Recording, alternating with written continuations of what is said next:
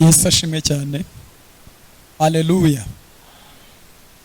Nitwa Jean Paul Habumuremyi, ndi umukristo w'Inyarugenge, aba n'umuposte CEP-UR. Yesu aduhana umugisha. Muraza kunyihanganira mfite ijwi ritameze neza, niriwe mvuga, niriwe mayange. Rero nimwumva ijwi ryanjye rifite ibibazo, kera naririmbaga muri Girugara ariko ngira ngo ubu sinabishobora dirija yashyira inyuma. Igeze no kuma amahirwe kujya gutera indirimbo muri studio, ariko ubu ntekereza ko byarivanze kubera gukoresha ijwi cyane. Ariko ndashimira Imana yuko impaye uyu mwanya wo kugera muri aya materaniro kugira ngo dusangire ijambo ry'Imana. Ijambo ry'Imana ni ukuri, kandi aho ritandukanira n'udukoryo, bigatandukanira na komedi, bigatandukana no kuryoshya ibiganiro, nuko rifite imbaraga yo kugira impinduka mu muntu.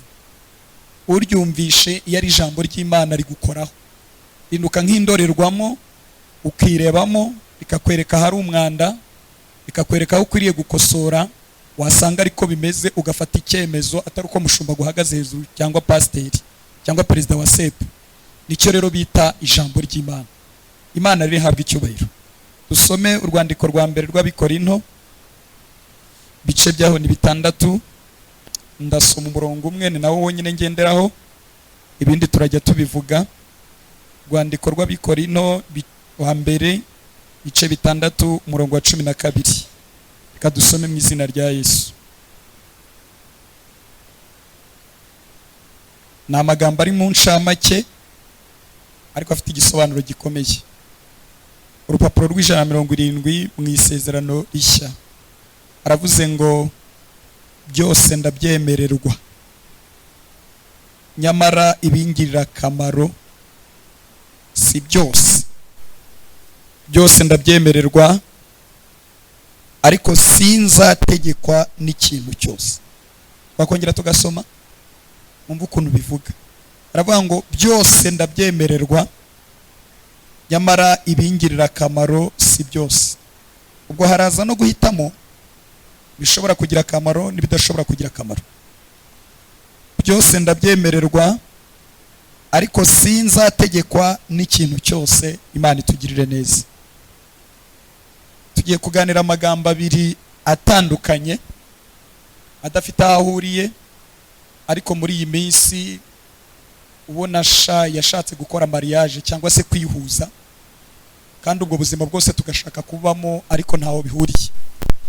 Ubu Kristo n'imyidagaduro cyangwa se entertainment.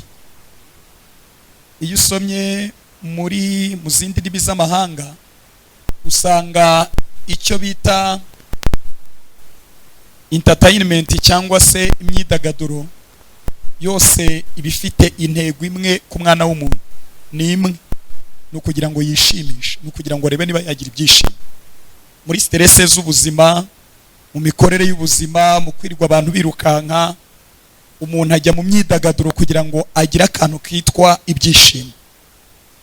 Ariko iyo usomye ijambo ryitwa ubukristo urisangamo intego zigera muri 2. Intego ya mbere ni intambara, donc ni urugamba. Ni urugamba. Iyo umuntu ahindutse umukristo aba afite ahandi hantu avuye, kandi aba afite indi identite cyangwa se akandi karanga yakiriye. Rero bimushoraho urugamba, yaba abyemera yaba atabyemera, atangira intambara. Kuko ubwami yararimo akorera abubyarira umusaruro niba ufite gahunda yo kumurekura. Ariko kuko Imana ari umutunzi w'imbabazi, imuha ubuntu busaga akisanga yarabaye umukristo. Mbibutse ko murimo muranyumva, ubundi niyo usomye Bibiliya neza kuba umukristo nta muntu bihitamo, ntawe. Ubirwaniye ugashyiramo imbaraga ntabwo waba we. Ubu hari abantu bamaze imyaka 8 yihana ariko bikanga, akaza mu rusengero bikanga. Kuba umukristo ni ubuntu bw'Imana, nta kiguzi nta mafaranga. Rero iyo umuntu amaze guhinduka umukristo, aho yabyariraga umusaruro mu bwami bw'umwijima, akaba ariko mbivuga kugira ngo nihute ngere ku ntego y'uyu munsi, itangira kumushoraho intambara kandi idafite imikino. Ntabwo ari intambara yo kumuha keya, ni intambara yo kumwica, yo kumwambura icyo yamaze kwakira. Rero zimwe mu nzira Satani ashobora gukoresha ni icyo bita entertainment cyangwa imyidagaduro. Ndagerageza kubihuza kugira ngo muze kumva aho bihurira. Iyo rero umuntu atabaye maso, imyidagaduro nta hantu muzabisoma mu mategeko ya ADPR cyangwa amategeko ya CEP bakubwira ngo ni bibi gukora ibikorwa bituma umuntu yishima, kujya ahantu bahari comedy, kuyireba kuri YouTube, murankurikiye, kureba filime, kujya mu nzu z'ibitaramo ugakurikirana indirimbo zaba iza Kinyarwanda cyangwa iz'amahanga. Uzasanga gake batabivugaho cyane, murankurikiye, kuko bazi neza yuko hari icyo bifasha mu rwego rw'ubuzima busanzwe. Urwego rw'ubuzima busanzwe, iyo umuntu yari afite stress kwa muganga bamuvurisha ibintu bitandukanye birimo imyidagaduro. Bashobora kumukoresha siporo akagenda yiruka, undi bashobora kumuzanira umuziki wa rock bikavuga cyane akumva arishimye kandi ukabona avuyeyo, undi bashobora kumuzanira umuntu usetsa agaseka imbavu zigashya. Ubwo rero niyo mpamvu itorero rihagera ugasanga ntiryatoye amategeko ngenderwaho abibuza burundu. Ariko murankurikiye, Paulo wari umuhanga yavuze ikintu gikomeye, aricyo nshaka ko tuza kumva uyu munsi. Nitucyumva bizadufasha kubana n'ubukristo bwacu hamwe n'imyidagaduro. Yaravuze ngo byose ndabyemererwa, byose, ariko ntabwo ari byose bingirira iki umumaro. Mu yandi magambo, munyumve neza kugira ngo tuze kubyumva. Ibintu byose bijyana n'imyidagaduro arabyemererwa, ariko agira amahitamo bitewe n'ibimugirira iki umumaro. Imana ishimwe cyane, haleluya. Reka mvuge ibintu bitandukanye. Icya mbere, ntabwo dukeza indirimbo zose, dukeza izitugirira umumaro. Muranyumva? Ntabwo ushobora gusanga abantu gukeza domboro ya nsoro banezerewe muri quartier basomye ku kantu ngo nawe tukeza ndomboro ya nsoro wabo. No, ntabwo dukeza zose, dukeza ibitugirira iki umumaro. Ikindi, ntabwo turirimba zose, ntabwo indirimbo zose tuziririmba ziriho. Usanga indirimbo zose zasohotse ziri kuri YouTube umuntu azumve aziririmba, ahubwo umuntu aririmba ibimugirira iki. Ariko uyu nguyu ndimo ndavuga ni umukristo, ni umukristo, ni umeze nka Paulo wamaze gufata icyemezo cyo kurwana intambara nziza yo kwizera ashaka kuzagera mu bwami. Ikindi, ntabwo dukora siporo zose zibaho, ntabwo tuzikora zose, ahubwo dukora izitugirira iki umumaro. Ikindi, ntabwo tureba byose, ntabwo tureba shene zose za televiziyo. Uve kuri RTL Nefu, Imana ishimwe ko nazirebye, ndabibabwira ndazirebye. Ujye kuri Canal Plus, ujye kuri Afrevo, murankurikiye, murimo muranyumva, ujye kuri Sport, aho ujye kuri France 24, hose urebe uhinduranye. Haba no kuri YouTube n'izindi mu gushobora kubona amashusho. Ntabwo tureba ibintu byose, ahubwo tureba ibitugirira iki. Andashaka kuza gusobanura ikintu gikomeye kandi muze kunyumva. Ikindi gikomeye, ntabwo tujya ahantu hose hari amakoraniro, hari ibintu bishimisha abantu hose.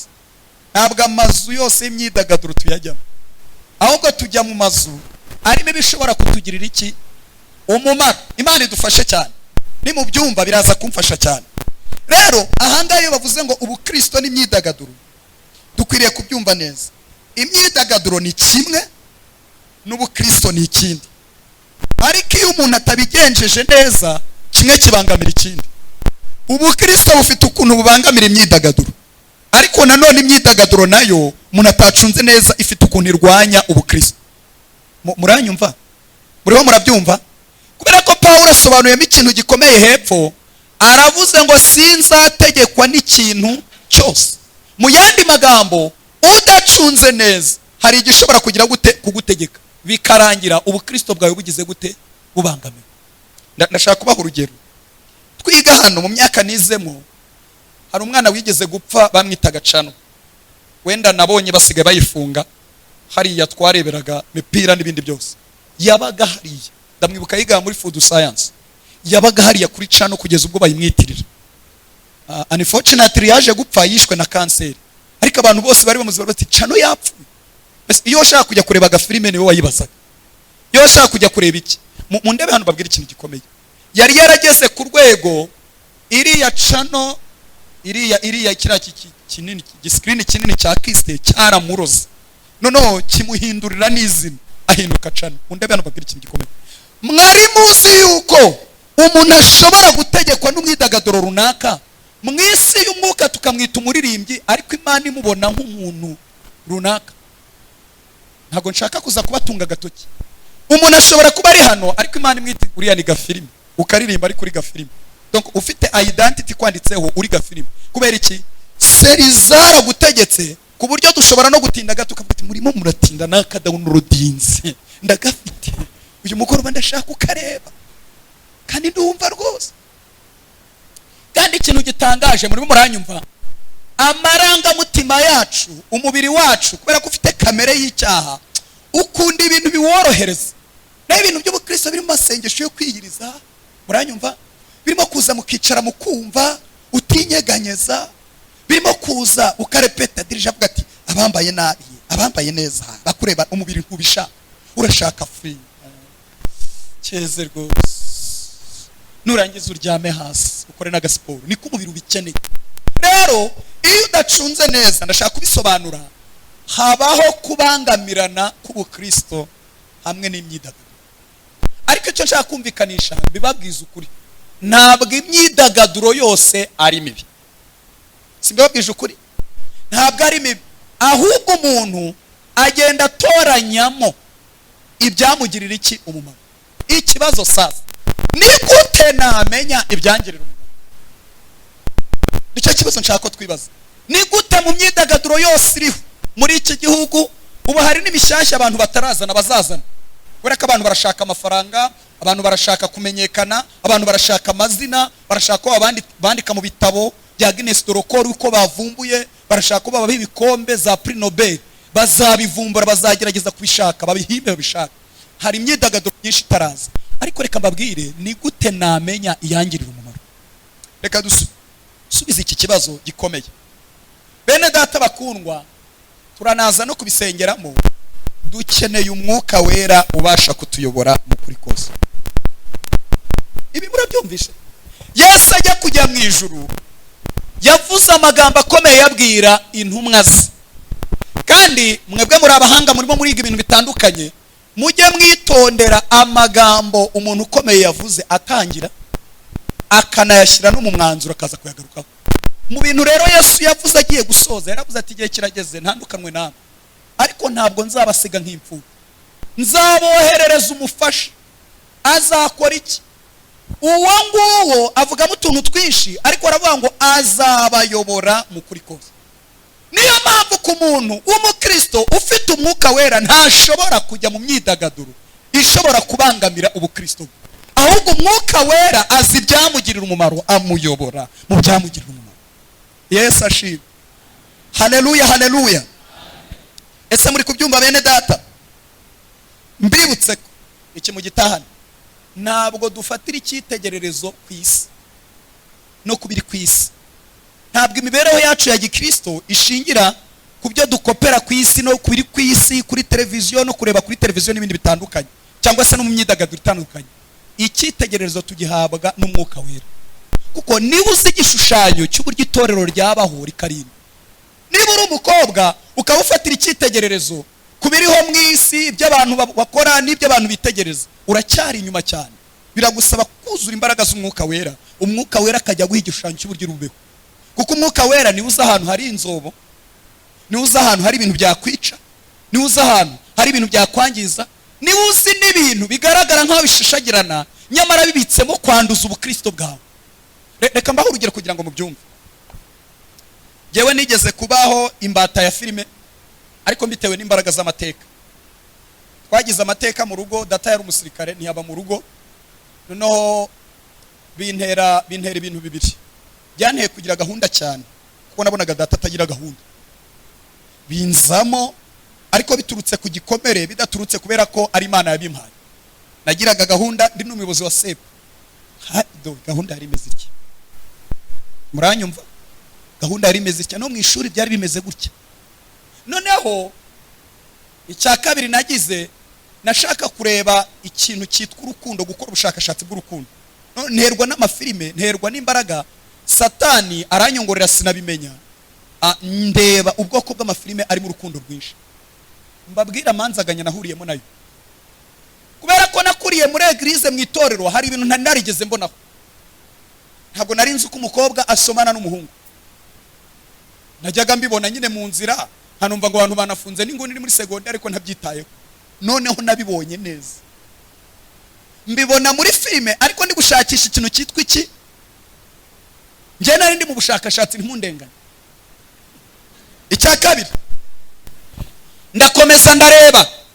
Noneho mu mafilime y'urukundo ntibashobora kuyisoza abantu badakoze karese, badakuranyeho. Yewe niyo bigeze kure hariho n'igihe basambana. Noneho numva ahubwo muri ngewe hari product zitangiye kunyinjira ishyashya.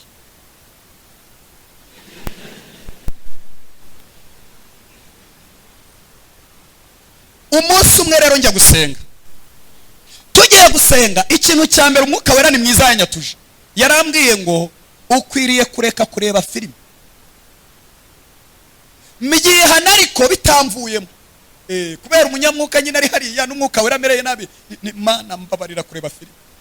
Tuyavuyemo bitangiye kuzireba. Ndareba ngeza mu gitondo saa 1:15. Saa 1:10.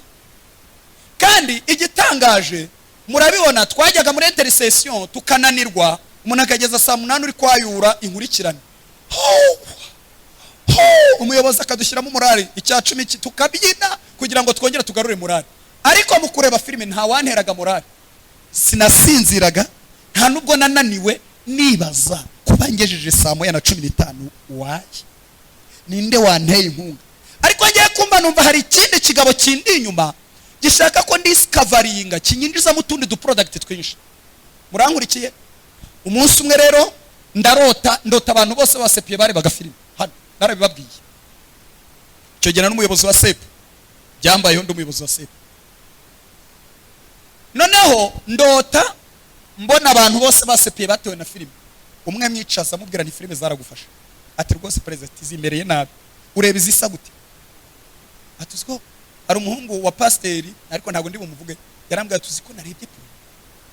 Urumva yatangiye areba iby'urukundo, Satani amufungura amaso, amurema amatsiko, amuhama ideas.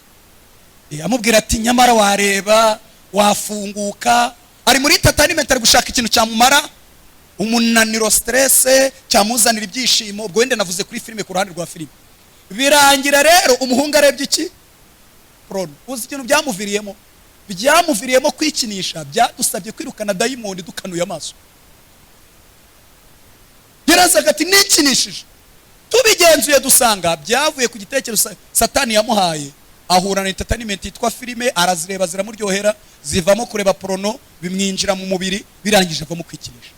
Muzi icyemezo ngiye nafashe cya burundu, naje gusanga bitajyana n'umuhamagaro wanjye. Umwuka wera mereye nabi, mbwira Imana ndayibwira ntifashe icyemezo sinzongera kureba filime mu buzima burundu. Buriya za papa sava njya numva bazivuga ariko sindayireba. Hari izo njya numva bavuga ngo zaraje sinjya nzireba. Naravuze ngo kuko nyuma yaho nabanje kubwira Imana ndayibwira nti rero filime ndazikunda cyane. Kandi nayibwije ukuri. Ndazikunda cyane, mbabarira njye gukora ubugenzuzi. Ndebe nyinshi nibaziruze. Ndagenda. Ngo akuyitwa Aurore. Yari filime y'Abafaransa irimo umwana wasigaye wenyine, mama we yaramaze gupfa, noneho bakajya bamutwika. Isaka ajya mutwika, agafata ikintu akagicanira mu muvuba ngira ngo murawuzi, akaza akamutwika. Mva muri filime narakaye. Bavuga nayo kumana bano n'abagome. Umuhungu twabanaga twa Mika aravuga ati wabaye iki?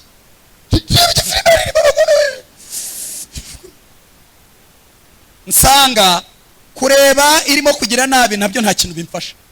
Ndebye intambara noneho nsanga irimo gushishimura abantu, bagashishimura abandi, nsanga nayo nta kimfasha. Ndebye izinyarwanda nsanga zo banazikina nabi ku buryo bakubwira ibintu mu marenga Satani akagufasha gukora ubushakashatsi ukagera kuri final product utavunitse. Ndavuga nti no mbivuyemo, bitansezera burundu. Ndavuga nti mwami, nsezeye kuri filime, imbaraga zituma nsezera kuri filime burundu, kandi narabishoboye. Yesu ashimwe, haleluya. Reka mbabwire, Paulo arimo avuga ririya jambo, avuga ngo byose ndabyemererwa ariko siko byose bingira umumaro. Avuga ngo sinzategekwa n'ikintu cyose, nuko azi neza ko hari ubushobozi bushobora guturuka muri entertainment bukaba bwategeka umuntu bukamwigarurira. Ntago munyumvise, kandi byambabaza kuba mutanyumvise. Uzi ko hari ubushobozi bushobora guturuka mu muntu bukamutegeka, ukazasanga umuhamagaro wo kwitwa umukristo yawuhaye umwanya w'amasegonda cyangwa awuha umwanya usagutse ku myidagaduro. Kandi ntabwo twahamagara umuhamagaro ko abakristo bigice ba part time, no, turabakristo ba full time. Muri class uri umukristo, sibyo? Wagiye kurya muri restaurant uri umukristo. Doko turabakristo ba full time, ntabwo turaba part time. Iyo rero haje imyidagaduro ishobora kuzana imbaraga zigukamura, ukajya wibuka ubukristo ari uko ku cyumweru hageze wagiye gusenga, bikarangira wahindutse umukristo uri part time. Ibyo rero bigatuma Imana mugira gute? Mushwana. Byose urabyemererwa, ariko umwuka wera akure kugufasha guhitamo ibyakugirira umumaro. Niyo mpamvu mu cyifuzo tuza gusengera kugira ngo tubashe guhangana n'imyidagaduro n'ubukristo, biradusaba ko Imana iduha imbaraga z'umwuka wera, nizo zizatuyobora mu kuri kose. Naho nutagira imbaraga z'umwuka wera uzagotomera, byose bizakwangiza. Imana idushyigikire kandi Imana idufashe. Munyumve neza, mu bintu bikomeye bibaho, mu bintu bikomeye bibaho, ndabivuga nitonze, tuze gusenga. Icyambere, muranyumva, ni ugutegekwa n'imyidagaduro runaka. Iyo utegetswe nayo biba bibaye idol, ikigirwamana. Kandi mu bintu Imana yanga indi mana hafi yayo. Rimwe nagiye kubwiriza muri korali rimwe, nabonye abantu bo kuri uwo mudugudu sinkuvuga, asanga umugabo ni inshuti yanjye, twarasenganye. Korali yari ifite ronshi mu gitondo, kandi ronshi murabizi ko ibikomeye abantu bose baba bahagurutse.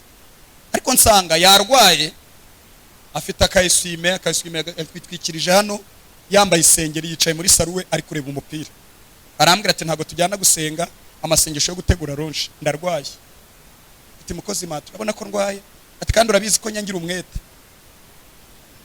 Umwuka wera ni mwiza, mukeneye umwuka wera kugira ngo ibingibi bishoboke. Hatari mu mwuka wera ntabwo mwabishobora. Umwuka wera arambwira ati Jean Paul ntumusige. Bitanishiriza, ndamubwira ntirega ndakujyana. Bitananihagarara nk'umukozi w'Imana, yaranze.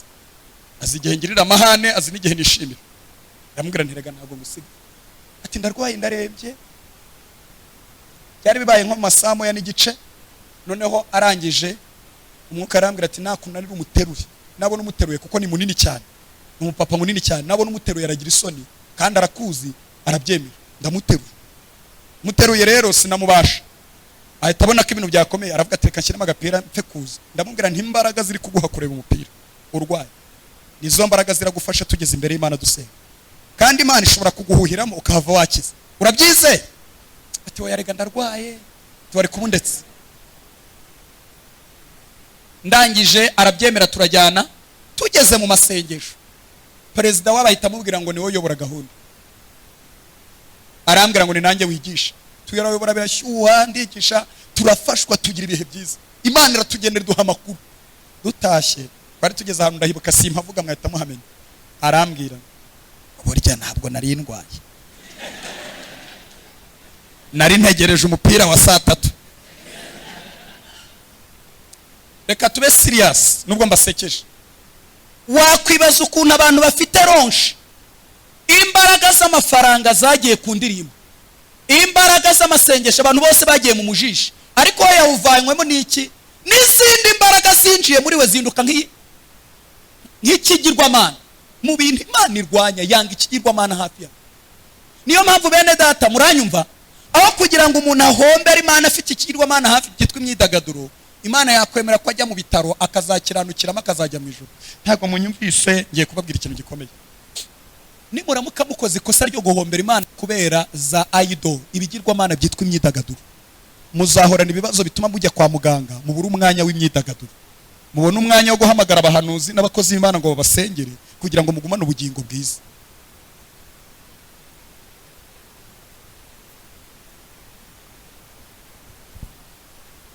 Naba munyumvise? Ntabwo Imana ishobora gukora amakosa yo kugutera inkunga abandi bari mu bibanda murabizi wahumbira amategura n'amatafari, abandi yari abasazi mu muhanda kandi bandi dakozwe n'isoni zo kubabona ari abasazi, ngo gutera inkunga yose gushyigikire ku mwamba, watsindiye ku mwamba ni wowe, ninde watsindiye ku mwamba ni wowe, ninde wabaye wa mbere ni wowe, igutera inkunga wibone hano, nurangiza nugera hano kubera imyidagaduro yihombere, ugira imyidagaduro kubera ikigirwamana. Ntabwo Imana yabyemera, kuko ikikunze cyane kuri wowe n'ubugingo ishobora no kuzagukubita karugondene gatuma igihe cyose amasengesho yabaye makeya no gusenga Imana byabaye bikeya kakajya kazamuka, nka hypertension kakazamuka, wumva kazamutse ati ntinasenga ndapfa, ukabugiye mu masengero, mwishuru ukajya utsindwa ukagarukira ku mwamba, wabona watsindwa gutereka mve mu by'amafilime, mve mu byo kurangara njye mu gusoma ijambo ry'Imana no gusenga. Niba mukeneye ubwo buzima muzabaho nabi mu Mana. Niba hari abantu babayeho nabi, n'abantu bigeze batunga ibigirwamana hafi yabyo, Imana ishaka ibintu bihora bibikwenshinga bibisenya kugira ngo buri gihe bashaka Imana babaho nabi. Amarangamutima yabo arapfa bagahora basenga Imana. Mana we, ukuntu basenga Imana, bafata Imana nka Boko Haram, nka Islamic State. Ntuzahure n'uwo mukristo umeze gutyo, kuko aba yarashaririwe, ntabwo akora ibintu abishaka, abikora kubera iki? Abikora kubera iki? Abikora kubera iki? Urumuriho Imana yamushyizeho, kandi nta kuntu Imana itareka kubikora perezida itarumushyizeho, ntabwo yava mu myidagaduro. Iki ndashaka mu cyumbe mugitahane, mugende mukanguke, mubwire umwuka wera ngo nyobora mu byangirira umumaro, ibitangirira umumaro ubimvanemo. Haleluya, haleluya bene data. Iki ni ikintu gikomeye, kandi aya masengesho arahari. Abantu basigaye basenga imyidagaduro, abantu batwawe nabyo birwa mu masengesho y'imyidagaduro bakayararamo, hari n'abiyiriza ubusa. Uziko maze kumenya ikintu, mu makipe akina umupira ku bantu batwawe n'umupira ashobora kwiriga ubusa atariye. Burya ikipe y'isi no gukina yifana ashobora kubyuka saa 9 z'ijoro, kandi mu gihe cy'amasengesho ni wa wundi ugera mu masengesho ahita asinzira yasana. Ariko yakina saa 9, reka mabwire ntago Imana izabyemera. Inkunga imaze kugutakazaho ni nyinshi, izagushyiraho ikintu kigutsikamira gituma ibijyanye n'imyidagaduro cyangwa ibitwara umwanya wose bikurwaho, ubundi Imana ibona iki? Murashaka kuzaba ubwo buzima? Bwira mugenzi ngo ntuzabeho iyo mibereho ni mibi, ni mibi, ni mibi cyane.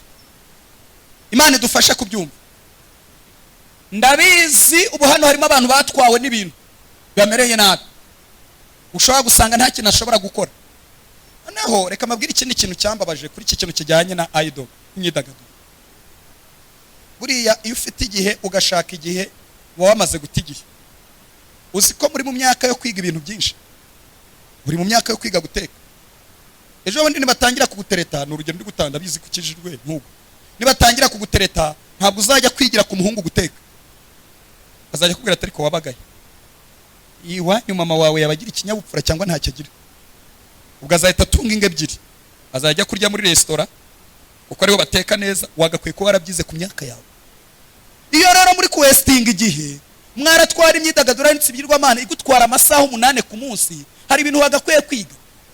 Abari kwiga engineering bagakwiye kuba kwiga igishinwa, abafite ubushobozi bagakwiye kuba baragiye kwiga igifaransa hariya niba uteganya kuzajya kwiga mu Faransa. Abafite uburyo wagakwiye kuba baragiye gushaka umuntu uzi Icyongereza akaba ari kukwigisha.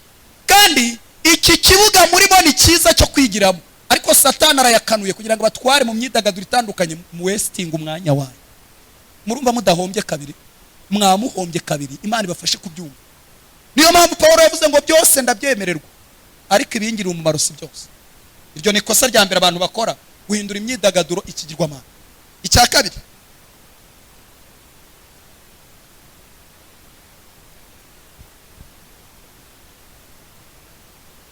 mu bintu nabonye bishimisha Satani, ni igihe umuntu agira ibintu akunda ariko byitwa imyidagaduro, gifite quotation yitwa imyidagaduro. njyewe niko nabibonye, nibwo bushakashatsi nikozeho, nibyo bintu nabonye.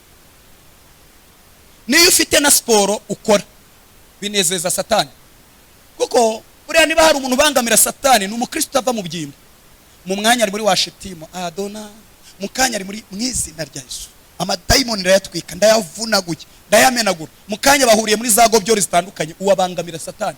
Ariko ugira umwanya mwiza wo kuruhuka, agakora siporo, akaryoshya, Satani akongerera keya. Keya ni yihe? Izamo ibintu bitatu. Mwumve keya Satani aguha. Icya mbere, aguhuza n'abakurusha inararibonye muri iyo myidagaduro. Aguhuza n'abakurusha inararibonye muri iyo myida. Mbabwira ikintu cyagushe Timoteyo cyatumye Paulo ahugura Timoteyo.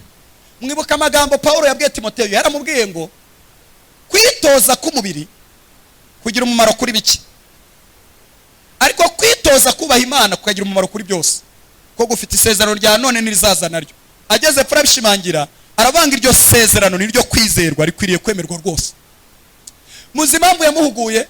Amateka avuga ko Timoteyo yatangiye kuba umwe mu bayobozi afite imyaka 19, agakunda siporo yo kwiruka. Rero akajya kwiruka mu gitondo, agakererwa amateraniro. Paulo arabimenya,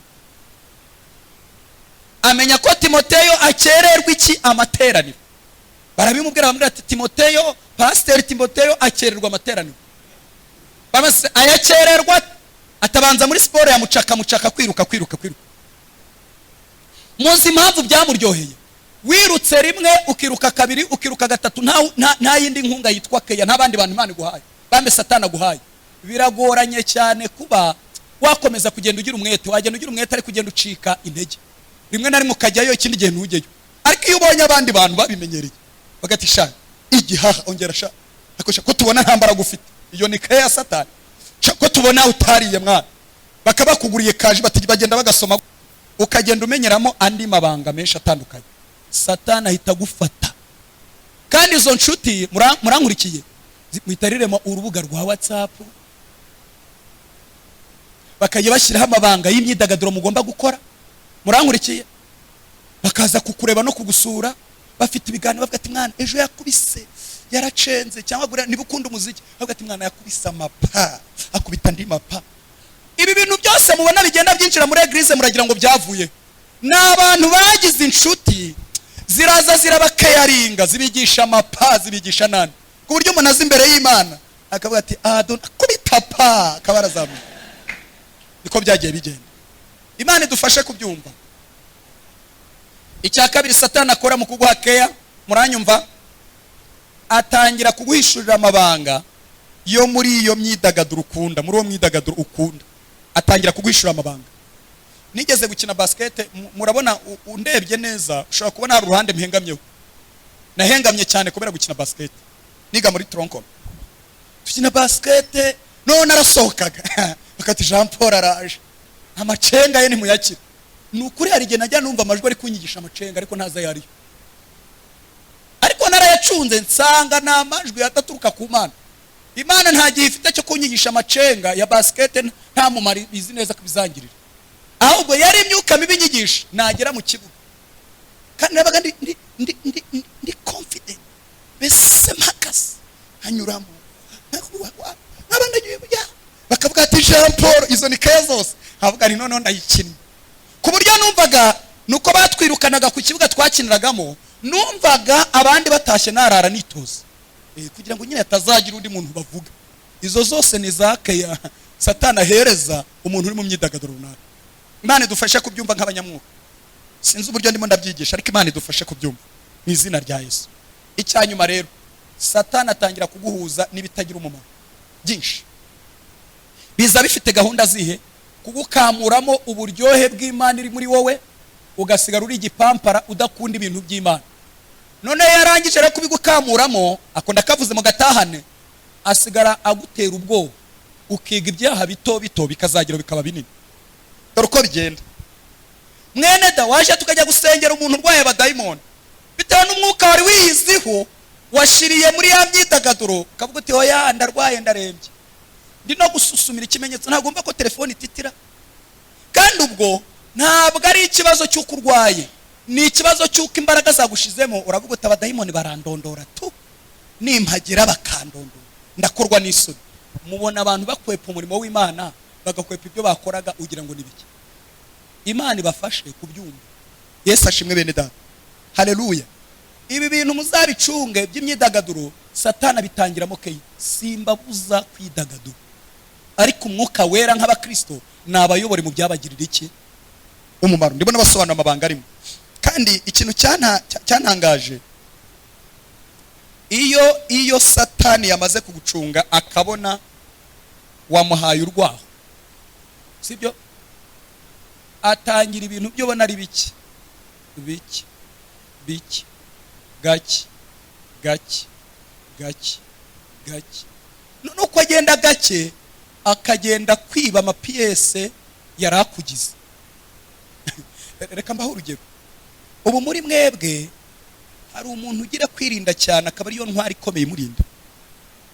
Hari undi ushobora kuba afite isengesho, arisenga akavuga ati kweri ndumva Imana turi kumwe. Hari n'undi uba ufite kwizera akavuga ati iyo natakaje kwizera mba napfuye. Ubu ngewe imwe mu mapiyese angize yo mu mwuka akomeye kurenza ndarize. Kiyo maze iminsi numva ijambo ry'Imana ngo ndiri ndapfa. Ubwo ni mwami inzara yaranyishe, ndahwereye merewe nabi nuko nsenga. Kandi urumva sinasenga n'undi muntu, nago wasenga ungana gutya ngo usenga n'undi muntu usenga gutya. Noneho hari nugira kwizera ugasanga buri gihe nubwo abandi bacogora akavuga ati jewe ndumva Imana irahari kabisa. Mukaba mwarise mwese muti rwose baradusibiza baratwirukana akavuga ati iraharisha ndumva. Iyo rero Satani agufatiye mu myidagaduro agenda ashaka kwiba ayo mapiyese yarakomeye yarahatse ibintu byose, ugasigara maramasa amaganyu ugasanga ateye umuntu, agahinda gateye umuntu, murankurikiye, intimba zigatera umuntu, ubuzima bw'umuntu bikinjirirwa, ugasanga Satani yagiye amwanduza gake. Imana idufashe kubyumva. Dukeneye umwuka wera ngo atuyobore mu by'ukuri. Ikindi ari nacyo cyanyuma nsorezaho. Yesu ashimwe. Umwanditsi wa Zaburi yavuze ijambo nshaka kubabwira. Kandi ndabaha ubuhamya bwanjye buto nidushaka dusenge kuko ndumva byumvikana. Yaravuze ngo umpe kubara iminsi yanjye uburyo butuma ntunga umutima. Muranyumva? Yaravuze ngo umpe kubara iminsi yanjye uburyo butuma ntunga umutima w'iki. Niba hari ikintu rero Satani akwifuza, buri muntu wese uri hano Imana yamuremeye umugambi runaka, kandi muri Kristo Yesu niho honyine twongera guhura n'Imana, kuko twebwe dukomoka ku Mana. Mama na data ni tools, ni ibikoresho Imana yakoresheje. Murankurikiye? Kugira ngo mvuke nduyu nguyu, kandi Imana irabubaha, nanjye ngomba kububaha. Ariko nanone mbere yuko mpura na mama na papa, Imana yari mfite ahantu quelque part ntazi. Kandi ngewe Jean Paul nta yindi fotokopi yanjye iriho, nta wundi ufite ubushobozi nk'ubwo Imana yampaye, potentialities, ubushobozi Imana yampaye ntabwo nta wundi muntu bufite. Mu yandi magambo nta fotokopi yanjye iriho. Ndi ikinege, ndi umwimerere, ndi uyu nguyu nyine.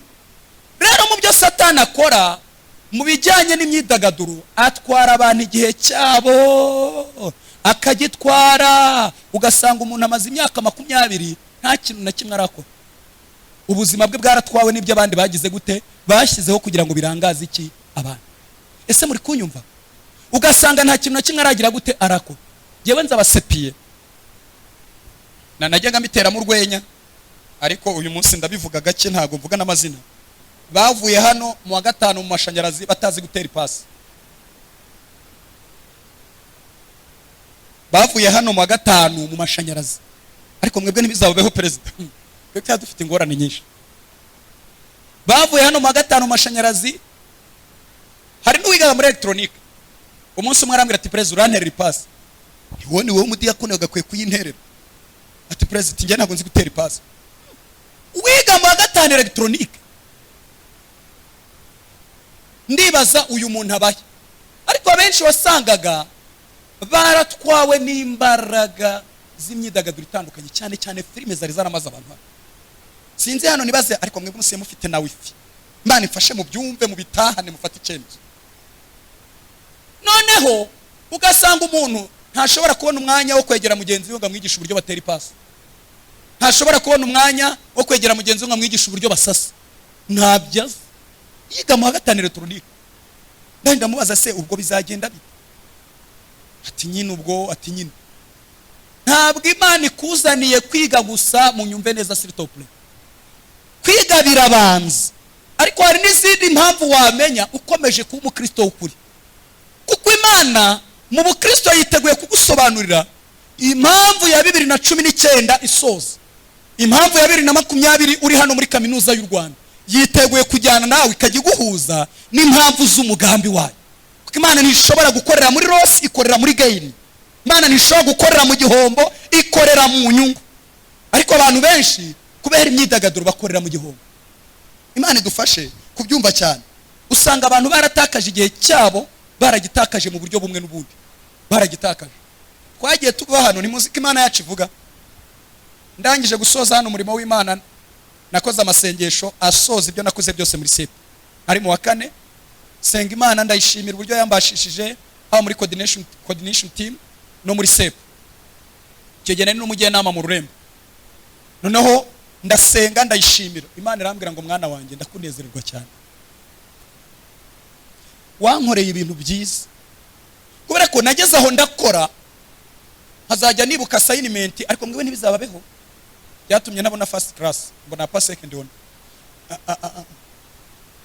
Nkakora, nagera mu ishuri ngasanga batanze assignment niyambara ikote. Twaraye dusenga turi abantu nyine. Icyo gihe harimo n'ubwiyemezi, ariko nyine basepe bavangirwa, ugasanga kubera gusenga cyane no kubana n'Imana cyane, nabo yigana nababiyemera hakavuga ati gihe mfite Imana. Kumva gihe nani n'umuyobozi wa coordination team, kandi twebwe icyo gihe tuyobora, bari baraduhaye room hariya muri Kiste. Barangije bafata ibintu byose by'amatorero barabimba. Bishop wakeneraga kuza mu kigo yanyuragaho, umupasiteri wakeneraga kuza mu kigo yanyuragaho. Urumva giyewe ntago ngira ngo bitandukanye n'ubu. Noneho rero birangiye rero nkagera mu ishuri ngasanga assignment bazikoze kare, bati pastor uratanga assignment. Ariko kubera ko narageragezaga mu ishuri, nkahita mvuga ntizana mwaragikoze izana, mfite umwiryo izana, bakayizana. Nkatangena nkandikisha ikaramu mazina yanjye, GS yanjye, assignment, nkahita bya bindi bakoze mbifotoza nkabyomeka, bagata ba 9 ku 10 abandi bakabahatana, ati ni pasiteri wabikoze. Urumva gihe nakantu keza Imana yari yanyubakiye kubera ubujiji bwanjye n'umurimo w'Imana, wewe shobora kutakubakira gasangura mwaye. Noneho ikintu rero cyambabaje maze gusohoka muri kaminuza, ebabwire naje gusanga hari umwanya munini rimwe na rimwe natakaza, kandi nkawutakaza mu bintu bidafite umumaro. Ndaruka ariko iyo niga igishimo, kandi nari kubishobora, nari kujya hariya. Buriya nimugera hanze nibwo muzabona ibintu mutakoze mu gihe, kuko hari imyaka yo gukora ibintu. Ubu ngubu nimutekereze yuko imyaka y'izindi nshingano niza Imana izabisubiza inyuma, ngivuga ngo uyu mwana ngo ibintu yabanje kubikora, ngo ibingibi yarabirangaranye, nibiza bizaza. Ubu hari igihe mukecuru hari gusaza gake ukajya ukabona arasaza, hari igihe mu myaka 2 iri imbere ari wowe Imana izabitegerejeho ko ari wowe umufasha, ari wowe mutunga, umugaburire, umujyana kwa muganga, umugurira silence, urebure. Nuba rero utarabikoze ukamuburira umwanya ukavuga ngiye kujya kwiga igishinwa ni bugoroba, ngiye kwiga icyongereza, kandi wari ufite umwanya wose no gukora umurimo w'Imana ntiho wabikora. Birangira none uburi umwanya mukecuru, nimugera imbere y'Imana izakubwira ngo wakoze ibintu mu buryo bunyuranye butarimo. Imana idufashe iturinde ibintu byose byadutwara igihe. Yesu ashimwe cyane, haleluya.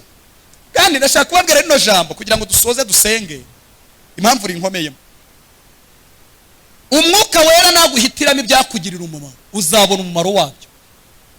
Mu yandi magambo nta gihombo na kimwe uzagira gute uzakoreramo, ahubwo uzakorera mu nyungu. Imana idufashe kubyumva. Ni ukuvuga imyidagaduro yose ntabwo ari uko ari y'abadayimoni n'imyuka mibi. Nubwo hari ibice bimwe na bimwe ushobora kugenza ugasanga 100% birimo dayimoni, ariko hari ibindi bice ureba ukabona bifite iki, bifite umumaro. Rero umwuka wera nakuyobora muri bya bindi byakugirira umumaro, bizakugirira umumaro. Kandi umwuka wera yarantangaje, muranyumva neza. Uzi ko azi n'amasaha tugiriramo stress. Ari gihe ambwira ati kiriya cyumweru ntuzabwiriza, urananiwe cyane. Ko mari byumweru mbwiriza, akambwira turananiwe cyane ntuzabwiriza. Nkora iki? Ati ruhuka. Nakumva indirimbo, nareba indirimbo, nkunda spirit of praise. Areba umwuka arakambwira ati wakabije gutwara umwanya munini, soma n'ijambo ry'Imana. Ngasoma. Kambwira ati ukwiye gutegura amasengesho, ndagukeneye ahantu kereke pari Samuel. Hagenda nkicarayo nkaryama nkavuza induru, nkagaruka rwose numva Imana yongeye kunyunyuza. Iyo ugendana n'umwuka gutyo ntabwo ushobora kuyoba. Akuyobora mu byakugirira iki? Umumaro. Imana ishimwe cyane. Haleluya. Haleluya bene data. Haleluya, haleluya. Nsoza rero, ndashaka kubafasha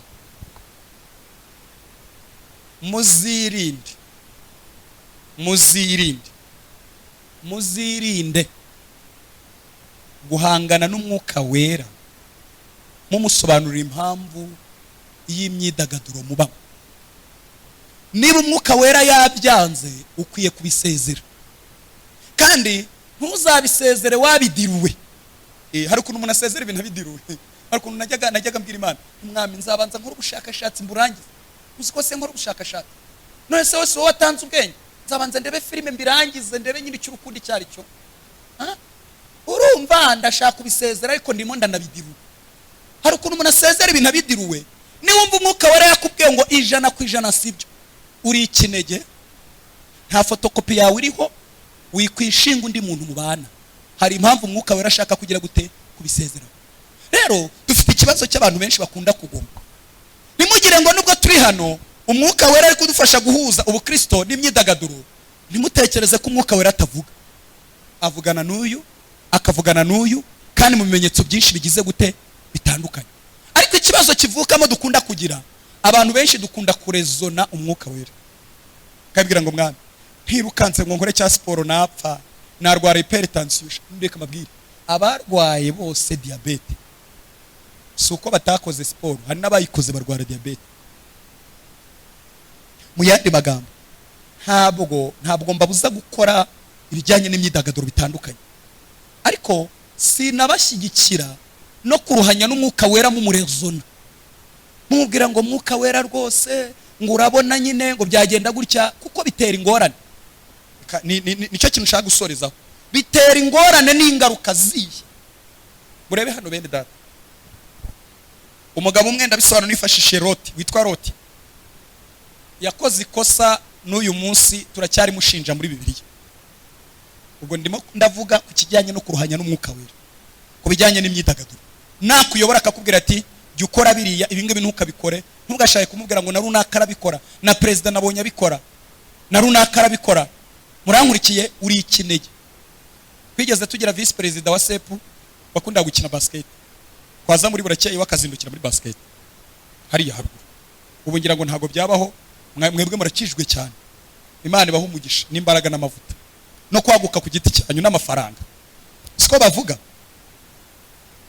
Noneho urumva twebwe twazindukiye tugahura afite training hariya, ariko yajya kubwiriza ukumva afite umwuka wera mwinshi. Aho yabwa yasengeye ntituhazi, ariko yagiraga ibihe byiza rwose, yari n'umukozi w'Imana mwiza.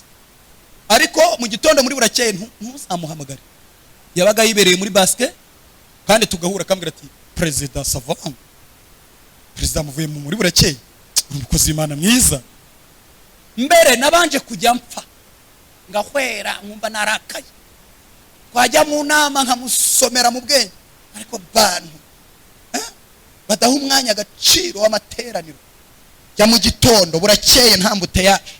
No, akandeba rimwe aranyicaza arambwira ati perezida, you have to learn more, ukwiye kwiga byinshi.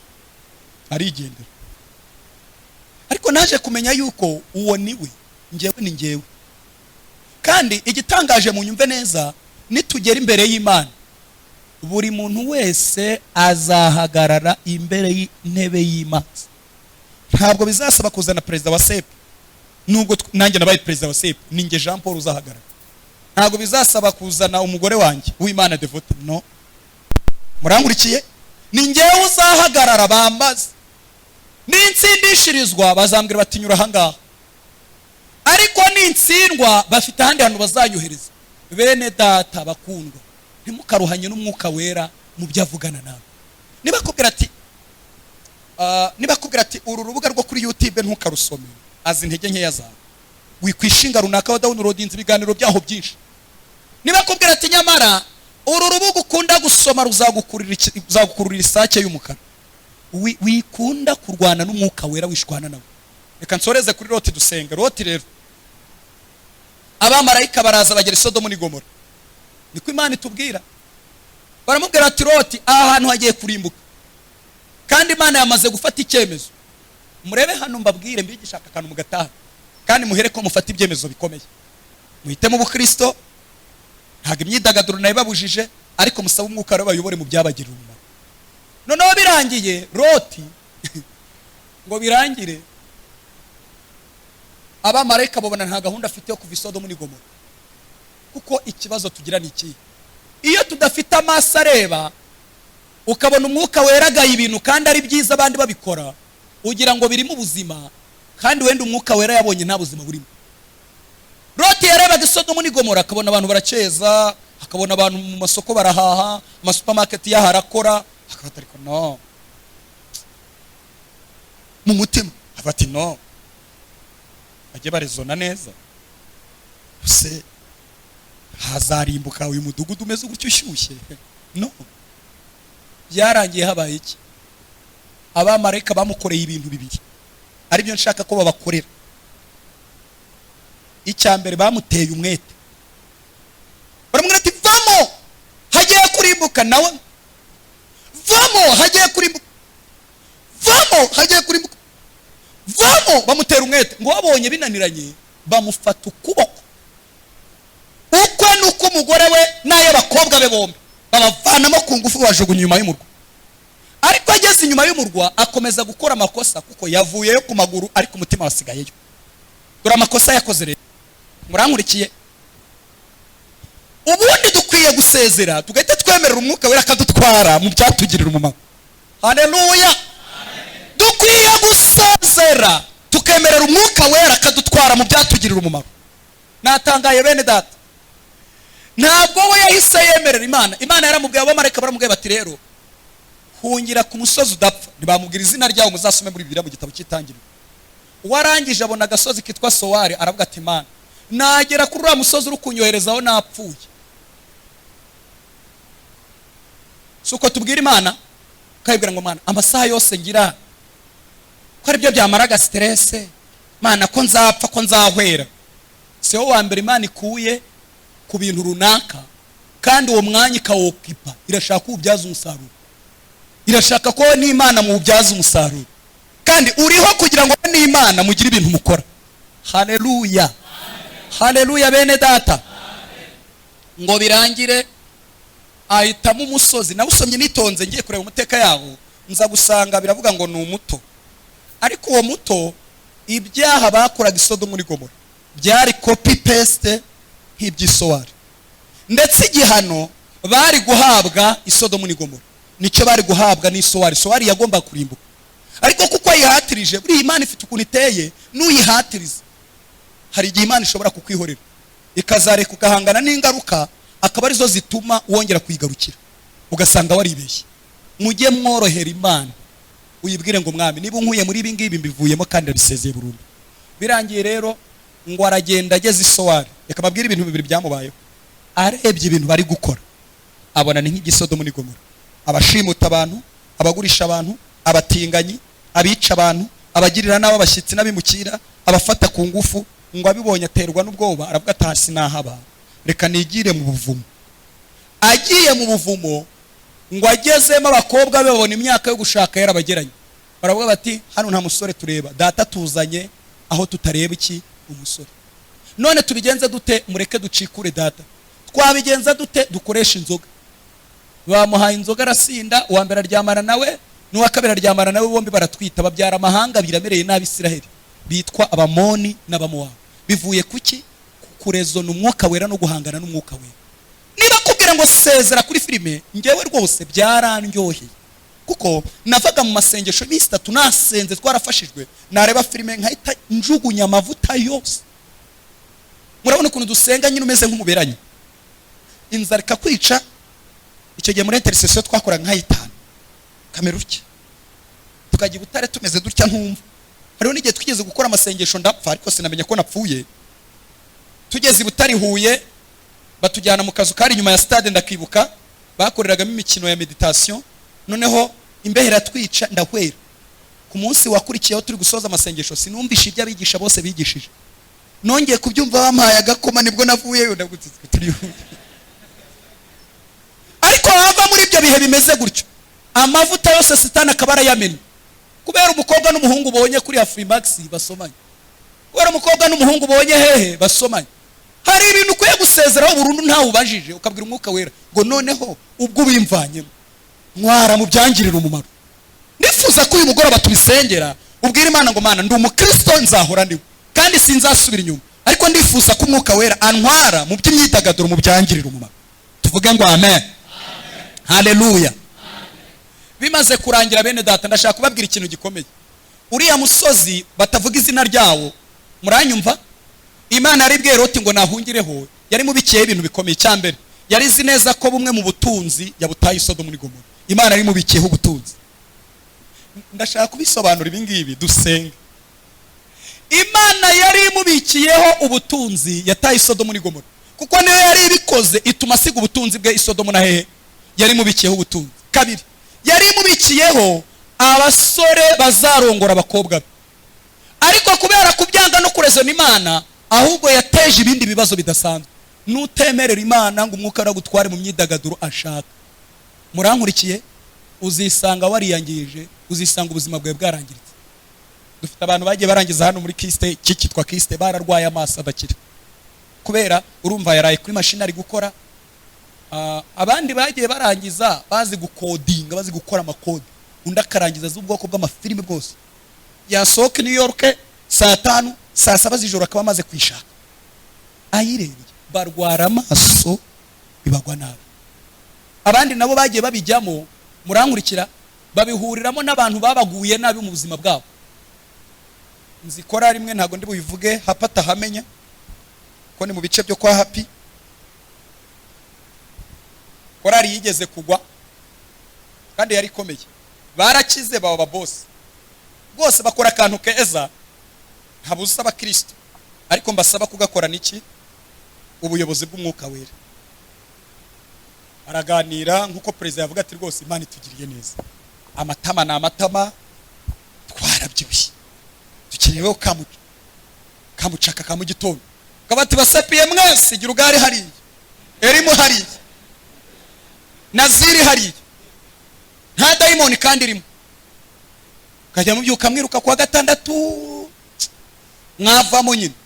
Noneho iyo korari batangira kwiruka, murabizi abakobwa b'abakristo hari urwego ugera naho n'umwuka wera akagira ibintu akubuza, atari uko ari byiza, ahubwo ari uko isi yabikritika, kuko ni iby'isi si ibyawe. Ntabwo munyumvise?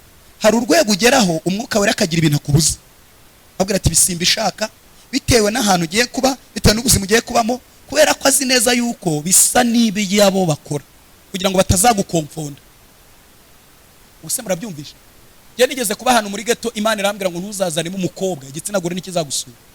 Kubera iki? Abo twabanaga bose bararaga babaga. Uzana umukobwa saa 6, uzana umukobwa saa 7, uzana saa 4. Bakabona nsohotsemo rero ngewe muri ahantu nabaga hanjye, bakabona nsohotsemo nambaye ikote ngiye kubwiriza. Iyo nzana mu mukobwa nubwo yari kuba ari mushiki wanjye, bari guhita bavuga ati na pastor abikora wana. Ariko nahavuye bose bavuga bati kabisa uremye muri gatiki, umeze ute? Kugira ngo nsoze rero mu byumve neza. Iyo korari bakajya bakora siporo kwa gatandatu, niyo gahunda bihaye. Ariko niba abayobozi bararangaye, niba harabari iki, ni nkuru bari kutubwira, kandi niko byagenze. Biyaje kurangira havutsemo ikibazo gikomeye. Umugabo umwe bakaba bamuhaye imitasyo, yagendana n'umugore we. Ubwo umugore azagendana nande? Azisunga abandi. mu gitondo bakazinduka, ubwo umugabo yagiye gukorera ahandi. Bakoze siporo irashyushye, noneho abadamu kubera kubona n'abandi nabo biruka bambaye amapantaro gusa, murabizi nyine abimana yateye cya 10 cy'inyama byari ibintu bikomeye. Umusaza rimwe w'umupasiteri ngo arababona, abona mu gitondo ibyo yabyuzuye aha, ngo arabavuma, agarara musenya ati ndabavumye aba Pentecote bitwara ntamwe, abagore mungana namwe mwabyibushye gutyo, nimurangiza mwambara ibintu by'ibipantaro mwirwe mwiruka ibyo yabibuzure hano, hatuko ejo muzaza mu biterane muzajya kuvuna abandi, muzajya kubaganiriza iki.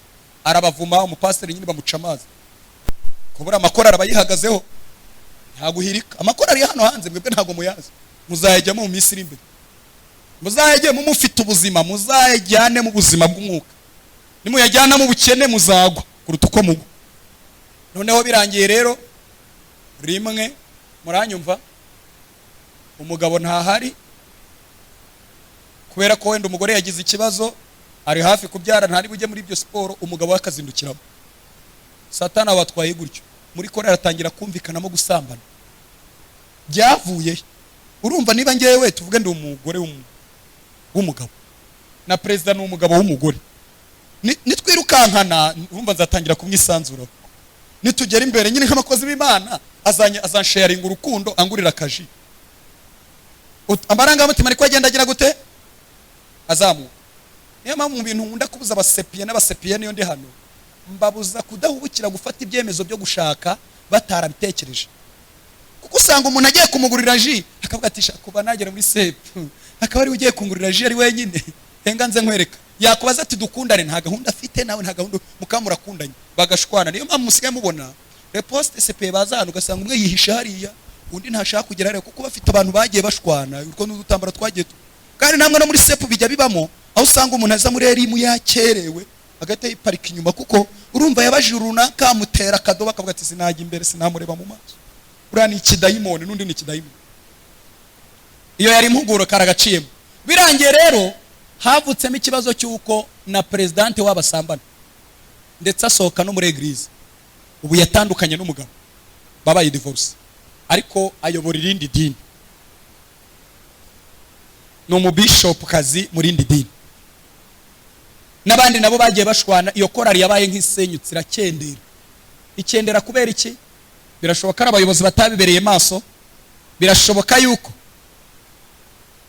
batagishije inama umwuka wera, kandi nukuri umwuka wera yaguha siporo nziza.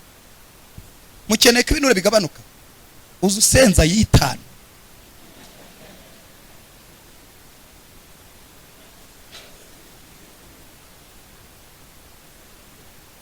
Niba hari ahantu nabonye ibinure bigabanuka bikagenda ubireba, ukajya uhungetwa nkaho utigeze kugira ibiro, iki cyumweru senza yiye, ukabafatanya no kugotomereza inyuguti za hano, ukongeraho no kurya bya biryo, sibyo? Ikindi cyumweru ugakubita yitatu, ibinure by'abaregre. Ariko abantu benshi bakunda kujya mu byorohereza iki, kamere. Imana ibafasha, tugiye gusenga, Imana ibaha umugisha. Byose ndabyemererwa, ariko siko byose bingirira iki. Ubukristo ntabwo imyidagaduro ikwiriye kubangamira ubukristo bwawe, ahubwo ubukristo bwawe bukwiye gutegeka iki.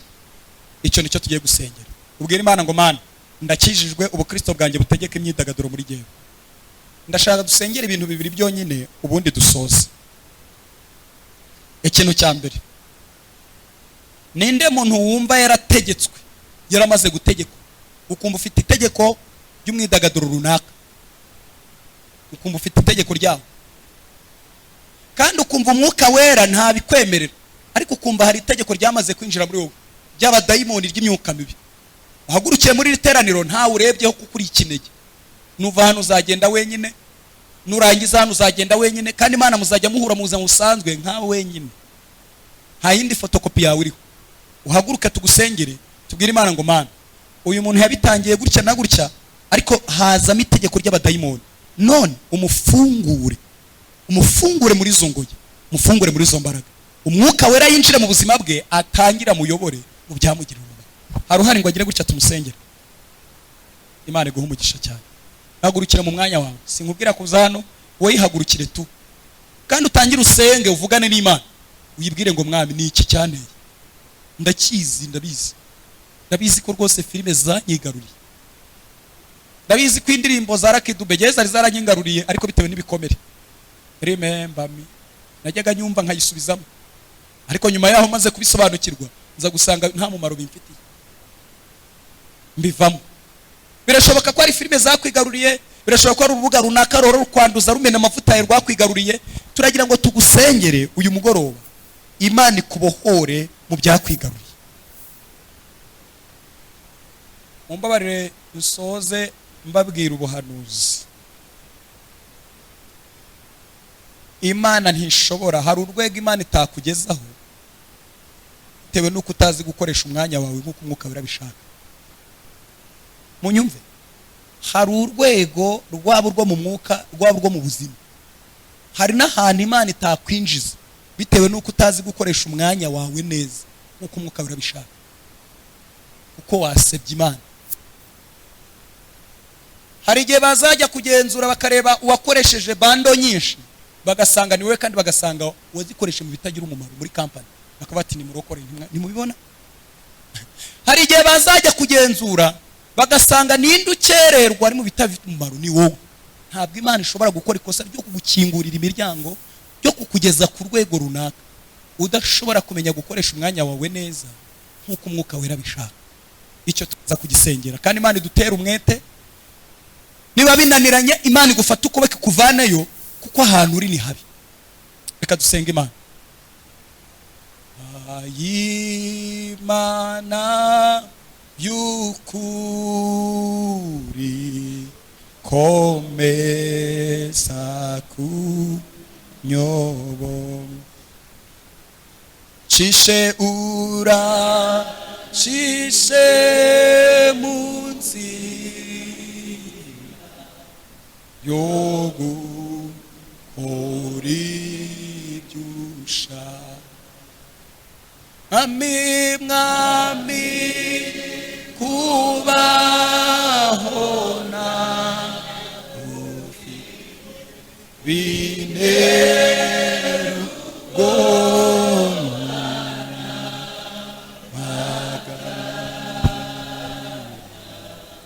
ndetse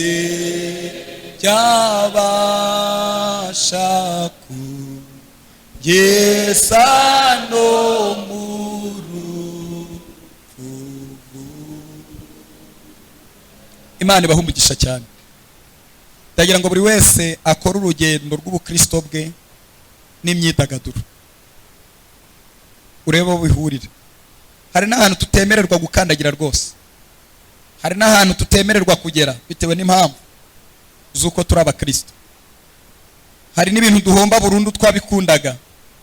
Imana idufashe, umwuka uratugiriye neza. Kadusengere bene data. Nimurambure ikiganza cyanyu cy'iburyo mugire gutya dusenge, kandi mwizere ko Imana ibasha kubagirira neza. Kadusenge. Mana yacu,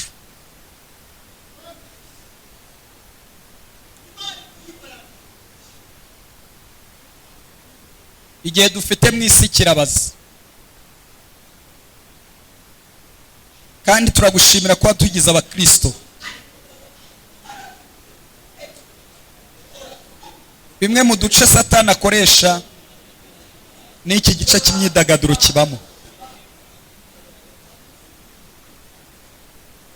ariko ikibazo tugira ni uko umwuka wera avugana natwe tukinangira. Bene data baje gusanga baramaze gufatwa n'imbaraga zabagoteye ahantu, zibanigira ahantu, zibakamurira ahantu, zirangije zirabayobora.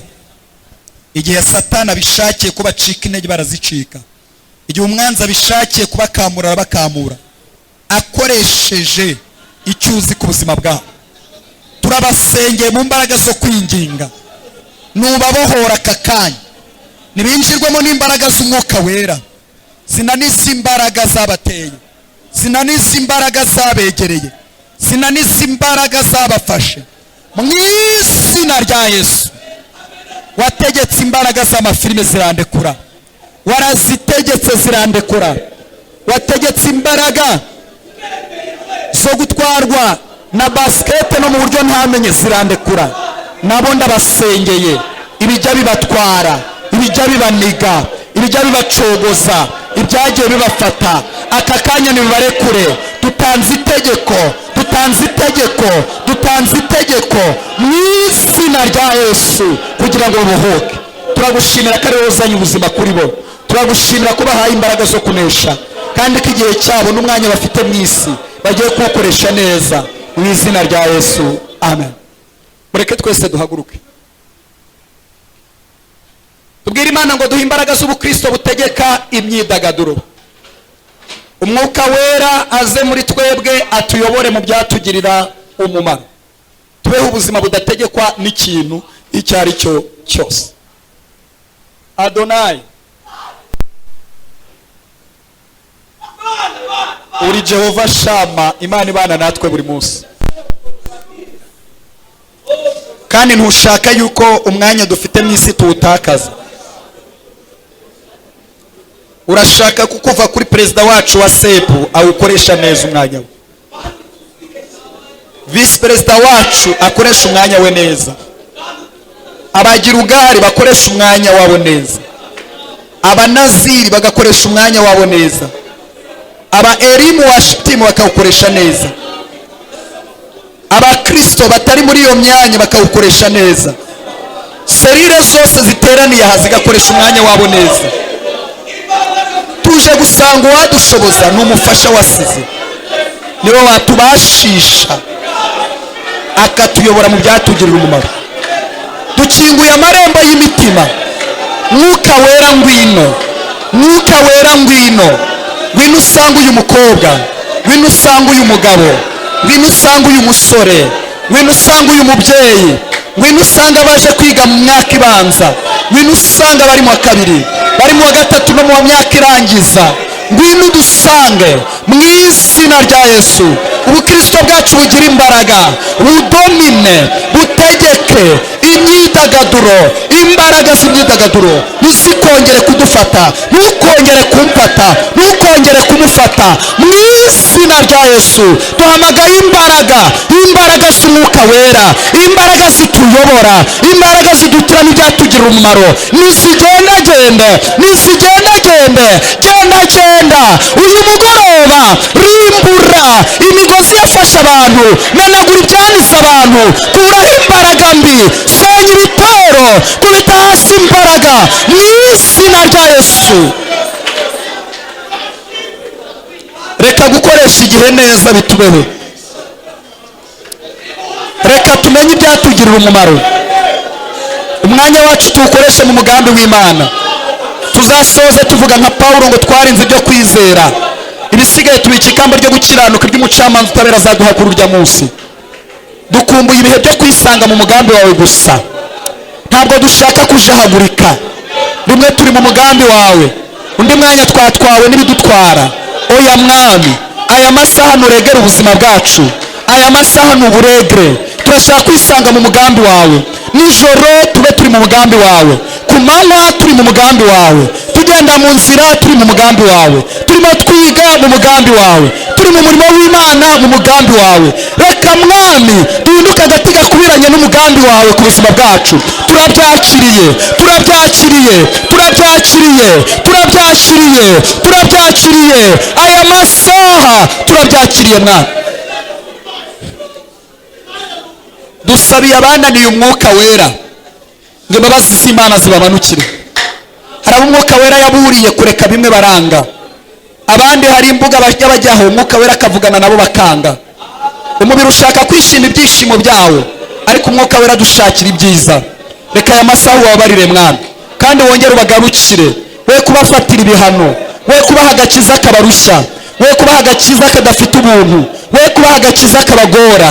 ahubwo bemerera aya masaha mwuka wera yongera agaruke.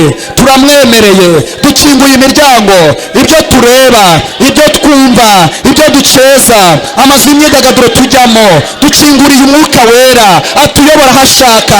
Ngwino udutware aho ushaka, ngwino utugenze uko ushaka, ngwino udutware mu byo ushaka. Turabyemeye, turabyemeye, turabyemeye, turabyemeye, kandi turagushimiye Mwami ko nawe ufashe umwanzuro wo kuza ukabana natwe. CEP uzarinda umuntu wese, bazarinda basoza amashuri yabo badatakaje igihe cyabo. Ibihe twatakaje ntitwifuza ko bazabitakaza, aho twarangaye ntitwifuza ko bazarangara. Nta mwanya wo gupfa ubusa dushaka bazapfusha ubusa. Nubashyigikire mu izina rya Yesu, nubagenda imbere, kandi natwe twamaze kurangiza nutugenda imbere Mwami. Mu myaka dusigaje y'ubuzima tuzayibeho turi mu mugambi wawe. Urakoze kuduhaye umugisha kandi kuri kumwe natwe mu izina rya Yesu. Murakoze, Imana ibahe umugisha.